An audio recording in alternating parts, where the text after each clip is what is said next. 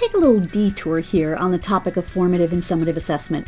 I don't know about you, but while I spent plenty of years in school, none of that time was spent learning formally about good teaching, which means I've never been explicitly trained in educational theories and terminology. So here's my layman's attempt at distinguishing between formative and summative assessment. I've seen some terrible attempts at explaining the distinction between formative and summative. For example, formative is quizzes and summative is tests. But I found a clear, basic explanation on the Applied Educational Systems blog.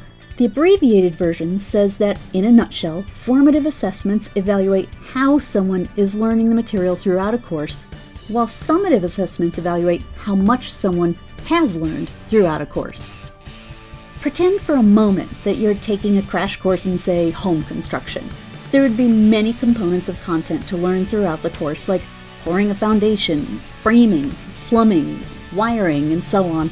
At each stage, you would stop for an inspection to see that you had completed that stage correctly and complied with construction codes.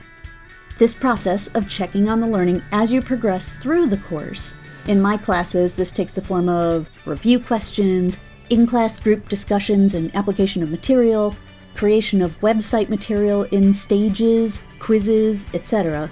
This is your formative assessment. Once you've mastered each of the individual components, you put them all together so that you have a finished home. Tangible evidence that you mastered the content of your home construction course.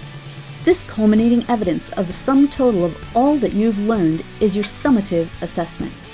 In my classes, this might be a final exam, a final presentation, a poster session that all the students participate in, or a 5-minute video that they create themselves to reflect on and share their semester project and all that they've learned.